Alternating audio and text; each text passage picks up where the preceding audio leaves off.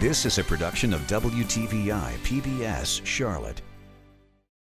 The following episode of Charlotte Cooks is brought to you by Central Piedmont Community College and viewers like you. Thank you.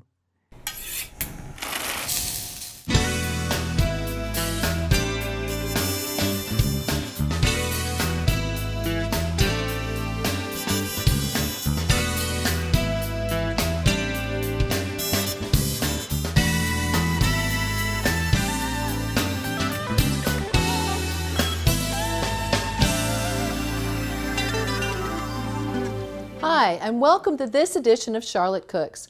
I'm very happy you're here with me. I'm Chef Pamela Roberts, and today we're going to be making a stuffed chicken leg quarter. We're going to take the leg and the thigh, where they're still attached, we're going to remove the bones, and we're going to stuff them with a fabulous spinach and mushroom filling. And then we're going to show you how to plate them up. They're absolutely delicious. This is a really nice way of having a really good, delicious chicken dish without having to go through a whole lot of trouble. It's a little bit of fuss, but you know what? It's worth it in the end. So we're going to start off by sauteing our mushrooms. We're going to saute our spinach. We're going to put that aside to cool. We're going to take our chicken. We're going to debone it. We're going to stuff it with the filling, and then we're going to truss it in a neat little special way. I'll show you how. We're going to roast them, and then at the end, we're going to cut the strings off, and then we're going to cut them and plate them up, and you're going to just find this dish irresistible. Now, there's two ways you can cook this dish. You can cook it in the oven, which is what we're going to do today, or you can cook it in the grill, kind of offset. But let's get started, because we've got a lot to do. We're going to take a pan. We're going to take a nice deep saute pan. Now, you could use one that's a little bit with a slope side, so you could actually give it a toss, but we're just going to saute these because we get a lot of mushrooms to saute. I usually encourage people, when you're cooking mushrooms and spinach in particular, to buy more than you think you need, because these things shrink down quite a bit, and we want to make sure that you're going to have enough for everybody, because once you taste this, the pan is, everything's just going to disappear. Okay, so we're going to put a little bit of oil in the bottom of the pan, and then we're going to use a little bit of diced onion, and we're going to take a spatula that we're going to be able to stir this stuff around with. So we're going to put a little bit of diced onion in the bottom of the pan. Now remember, when you guys are cooking at home, you always get your pans hot before you put food in there. You want to make sure you're hearing a sizzle, okay? So that's something I'm always telling students in school. Make sure that pan is hot first. So after this is going and you hear it sizzling, we're going to be sauteing our mushrooms, and they're going to take a little while to cook, so you want to go ahead and get them in there. But get your onions in there first so they can get down on the bottom of the pan. Add your mushrooms. You're just going to slice them up. Now you can use any kind of mushroom you like. In this batch, I've got some baby bellas, I've got some shiitakes, I got a little bit of chanterelle, which that's that lovely chanterelle mushroom right there. We got some regular white button mushrooms and some baby bellas. So there's a good combination of things in there. While these are cooking, we're going to take a little bit of salt, sprinkle them with a little bit of salt. And whenever you salt things, one of the things, especially when I'm teaching people how to cook, they always ask, well, how much is too much, how much is too little?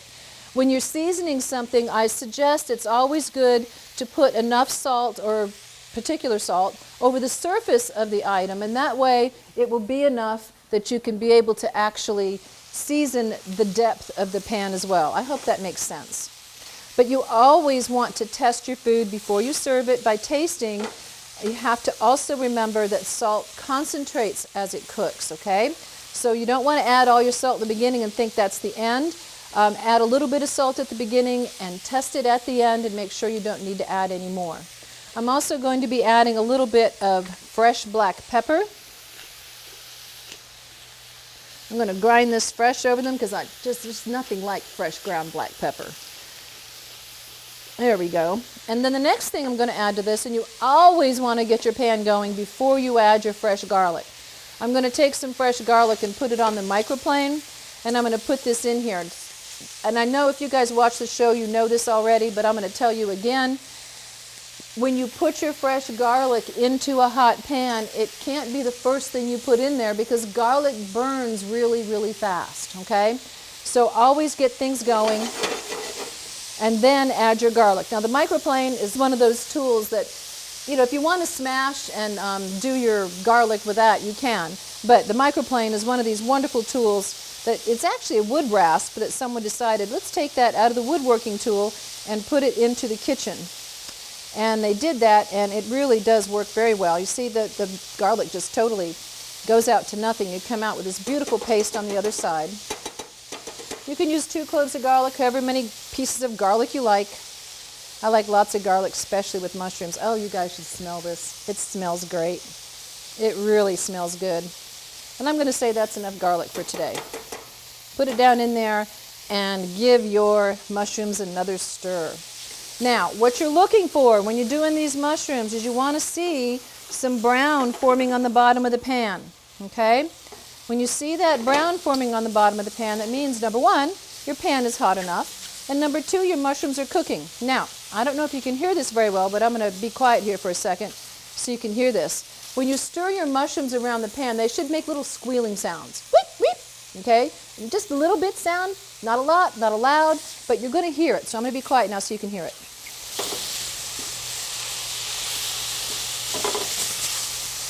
I don't know if you can hear it very well, but sometimes when they get going, they squeal. They squeak, squeak. And it's really kind of a neat little sound, but it's unique to mushroom. All right, so when you see the little brown on the bottom of your pan, you're also going to be noticing that there's some liquid coming out of these mushrooms. The liquid coming out of the mushrooms is what we call mushroom liquor. We just love it so much. It's such concentrated mushroom flavor. You want to capture that, okay? If you're making like a wild mushroom soup or something, that mushroom liquor just adds so much to the flavor of that dish. It's just amazing. Okay, so once these are done and you're starting getting to the brown in the bottom of the pan, we're going to add a secret thing. Our secret thing is marsala. We're going to use a dry marsala. Now, you can use a sherry for this as well, just as long as it's not the sweet kind. Just use the dry kind. Marsala, Madeira, sherry are all very good. Now, remember, this is alcohol. You want to take your pan off the heat, add your alcohol. How much are we adding? A couple of tablespoons, basically just enough to cover the bottom of the pan. We're going to tilt it forward just in case there's any alcohol to burn off, which there's not. We're going to just let that sit and simmer, okay? So, what we're looking for here, once again, is for this mushroom liquor to evaporate, and now that it really has some liquor in it, it is essentially a mushroom liquor, really. Okay, so we're going to let that simmer. Now, once it's done, we're going to take it, and we're going to, let me get a towel here, because that handle's hot.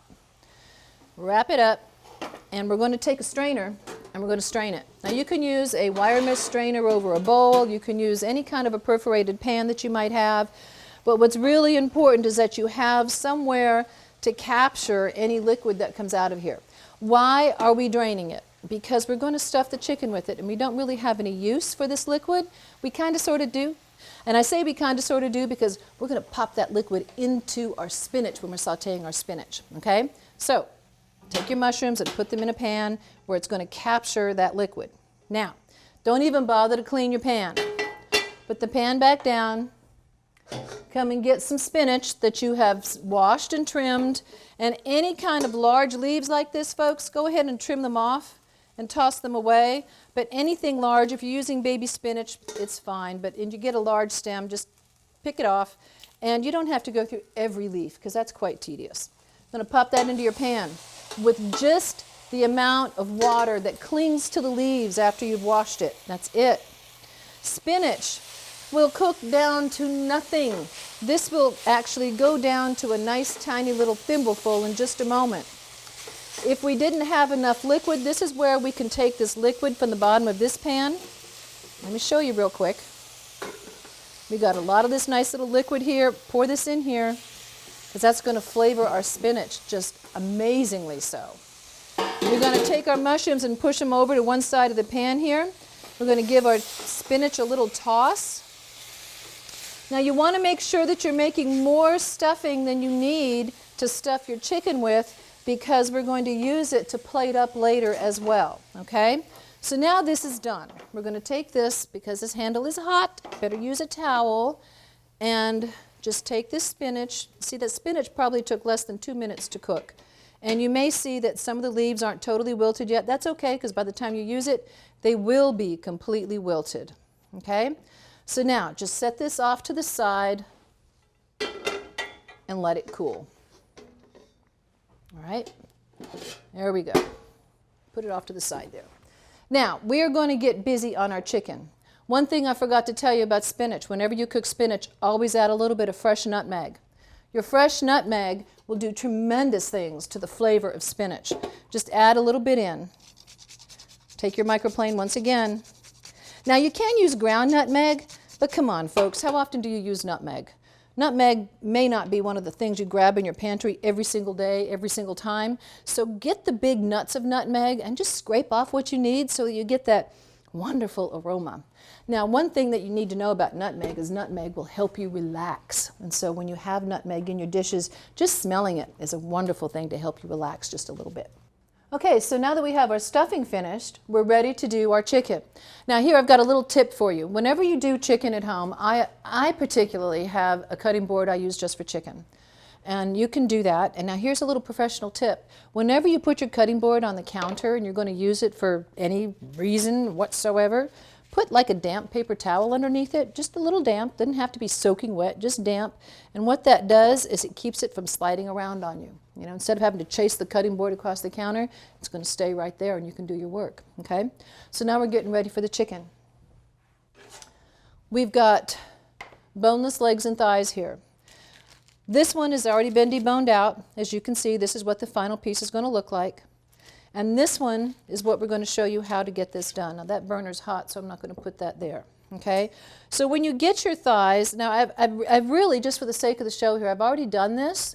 And so I'm going to show you how to do it, but I'm not going to actually do the procedure. If that doesn't make any sense, you'll see in a minute. Well, when you get your legs and thighs, you're going to see that you have this thigh bone that's very visible. And so all you're going to want to do is take your knife and scrape the meat off of this bone. Now you'll have to cut around where the ball joints are just to remove a lot of the tendons that are here, and especially when you get up into the leg portion, there's a lot of tendons that hold this meat together.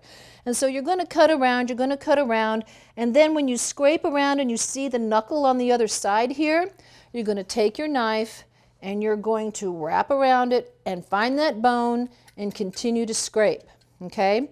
And then when you scrape and you can get all this meat down to the end, you're going to take your knife. Now, use the back end of your knife, not the sharp end of your knife, because you don't want to cut the skin. Whack it right there, and then pull the bone out, okay? Now, one thing you're going to notice is around this knuckle here, where the thigh and the drumstick meet, you're going to have a little chunk of meat around here. Don't stress about that, okay? And I'm not looking for a naked bone here because this is virtually impossible to get this to be a naked bone for this process, okay? So once you're done with this, you're going to take this, you can either save this and freeze it and use it for stock, or you can throw it away. So I'm going to throw it away. Okay, so now we have our chicken thigh and our drumstick, which is still completely solid, and our chicken thigh all laid out. There's no bone in here except this little bitty bit on the end, okay? Most people don't eat that anyway, okay? So now we have to stuff. But the first thing we're going to do is season it with a little bit of salt. I'm going to season this one too while we're at it. And a little bit of pepper. Salt and pepper, standard seasoning, universal, found everywhere. If you don't like it, don't use it. If you don't do salt, don't use it. That's okay. All right, so now I've got my cooled stuffing. I've got a little bit of stuffing I prepared earlier. It's a combination of the spinach and the mushrooms. And here's something else that I've added to this, and you can do this at home too, is you can add a little bit of feta cheese to it. You can leave the feta cheese out, but if you want to add feta cheese, you certainly can. So I got my feta cheese and I crumbled it. And you can add this when it's hot, you can add it when it's cold. It really, really, really doesn't matter because it's going to be baked in the oven anyway, okay? So this is what we're going to do next. Now the thing is, most people when they do this dish, they want to overstuff this product. So one thing you want to make sure of is that you don't overstuff these, because when you overstuff them, number one, they're hard to truss, and number two, they get overstuffed. Okay, it's not necessary to overstuff them, okay? So my point is, grab a little bit of your spinach with the feta cheese, and you're going to find the little hole where you pulled the bone out, and you're going to stuff this stuff up. You're going to get a mushroom, you're going to stuff it up. Now, notice my hands are going into raw chicken, right? Raw chicken is not something you want to necessarily spread around, so make sure when you have your little bowl of stuffing done that you either keep it clean from raw chicken or use it all in your chicken. Because if you have any left over after you stuff this, you're not going to be able to use it again because it will be contaminated with the raw chicken. Okay? So I'm going to show you how to do this again on the other one. Now notice, you're going to be able to take this and you're going to be able to wrap this skin around it here like this. Okay? Bring it together. That's all we're going to do here. Show you how to do this again. Mushrooms and spinach, stuff it up into the cavity of the leg and the thigh.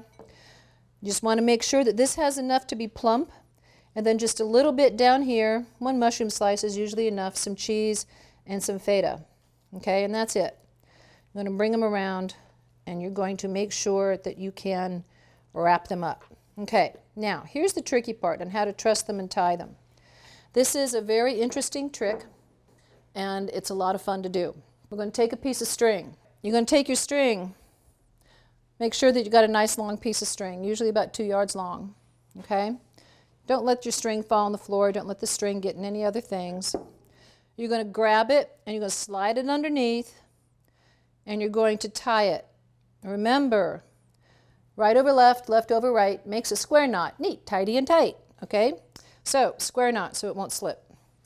Using your hand, put your hand away from you, wrap the string around you so you have this loop. Okay? You're going to bring this around and you're going to tighten it up around the top of the thigh where the thigh and the drumstick meet. Okay? And do this again all the way around, and you have to drag it all the way down. You can't start lifting it up from the bottom because that's cheating, and your knots will all go in a different way. Once again, hand away from you, wrap it around your hand. Notice my hand is facing away from me. Wrap it around, twist, like you're going to reach down and pick up this thigh, okay? And notice I've got my string here like this, okay? It's got to be that way. Thread it around and tie it around again. This is a trussing technique that you can use for pork loin. You could use this for any kind of like if you had a beef tenderloin even. And what this does is it basically is just holding it in shape while it cooks, because after it cooks we're going to cut this string off. So about 4 sections of string on this side, and what we're going to do next is we're going to fold this under, we're going to roll it over, and over the string, basically the same way we did on the other side, okay? Just like this. And all this does is it holds it together so the stuffing doesn't fall out, and once it's cooked, it's going to maintain its shape. Okay? Rolling back over again and give it a tie. Right over left, left over right. What does it do? Makes a square knot, neat, tidy, and tight. Throw that away. Okay, that's what you're looking for. Okay? We're going to take this, we're going to put it on our sheet pan. Now, while you're doing this, get your oven heated up to 350 degrees, 375 degrees if you want it to cook fast. We're going to take and we're going to oil our chicken, and we're going to salt and pepper it, and we're going to roast it or grill it, whatever you choose. Let me do this for you again real quick so you could see how it's done. Okay, over your hand, loop it, bring it down, and tie it. Now, this seems like it's kind of tedious, but once you practice this and get this done, you can pop this out really, really quickly. The key thing, and I tell my students this all the time, practice, practice, practice. You can't practice too much. I still practice, and I've been cooking forever. Forever and ever and ever. Older than salt, so ever and ever and ever.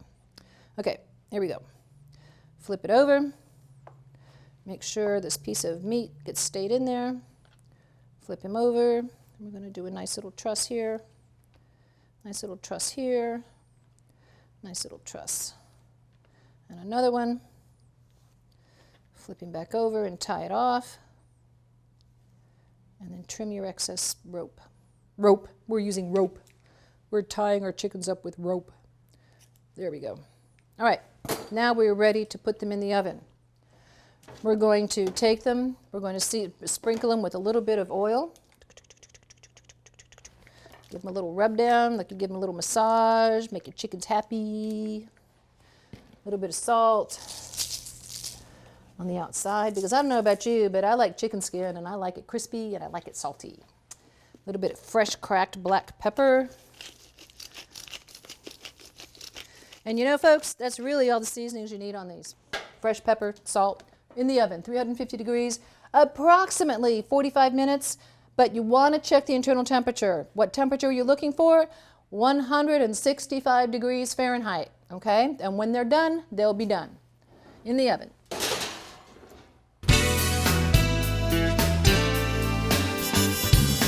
Here's another quick tip from my kitchen. I'm going to show you how to separate an egg. You're going to need a bowl. You're going to need an egg, of course. Crack it on a flat surface. Cracking an egg on a flat surface will allow you to get more of an even crack all the way around the egg. If you crack it on an edge of a bowl or a pot, typically you'll rupture that membrane that's inside and you'll get lots of little shards of shell within your separated egg. You could take your egg and you could toss it back and forth just like this in between your whites, and your whites will fall down and your yolk will become separated into your egg like this. And we have a yolk, okay? Set that aside. There's another way to do it. Crack your egg, break it open. Now I kind of like this way. Just let the whites sift out between your fingers. See how that's happening? It's kind of weird and it feels really weird, but it works really well. Just pinch your fingers together and pinch that white off, and now you've got a perfectly separated white and a yolk. Put that in your bowl. Now here's another way to separate an egg that's really a lot of fun, and you can get your kids involved with this one. You can use a plate, you can use a bowl also, but I'm going to do a plate so you can see how this goes. Crack the egg and put it directly into the plate. And for this next trick, you're going to need an empty water bottle. Not someone's, you don't want one someone's drunk out of, okay? But pour the water out, squeeze the bottle, and there you go, separated egg yolk. Right in there. You want me to do it again? I'll do it again. Take your egg. Let me get rid of this so you can see it. Put it in your plate. Kids love to do this because it's a lot of fun. You know, adults like to do it too because it is fun. Squeeze your water bottle, put it on the yolk, bloop, suck it in, just like that. Leaves your white behind, and there's your yolk. Perfectly separated, ready to go into your recipe. Isn't that fun? Try it. You'll have a fun time doing it.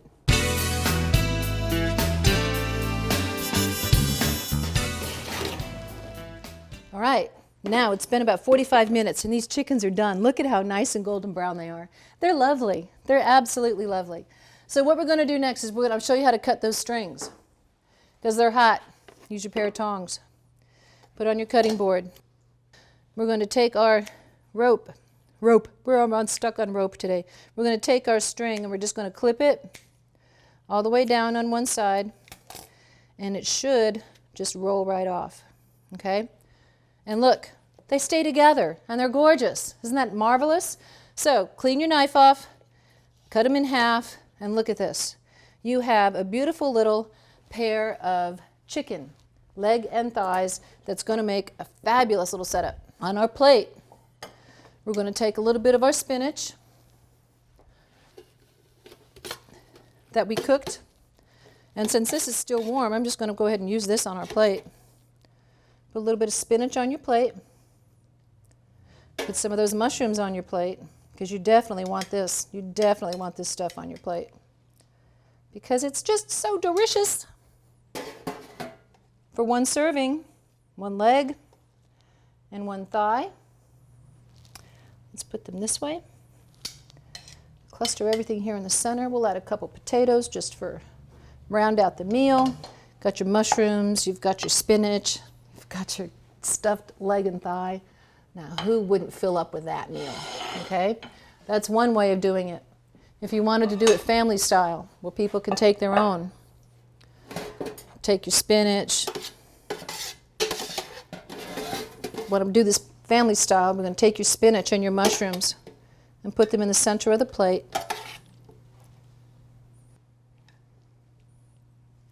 And you're going to cut your legs and thighs, and you're just going to pile these all up around there. Take each one, because they are hot. Take each one off your cutting board, and you're going to cut them right where you see the leg and the thigh, okay?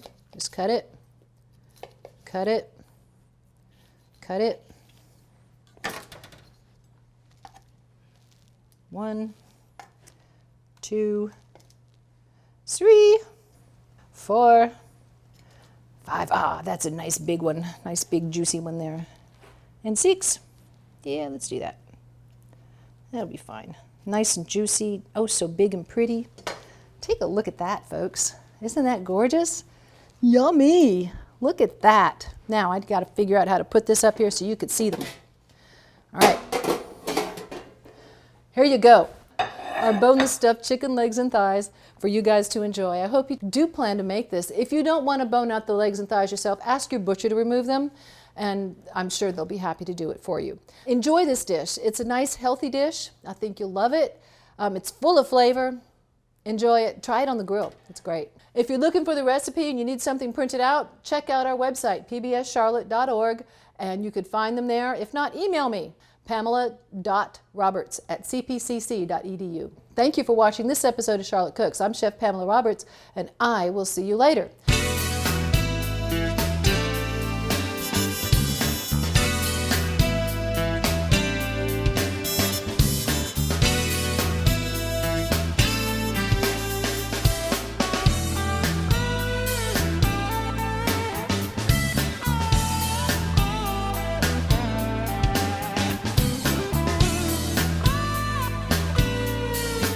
A production of WTVI PBS Charlotte.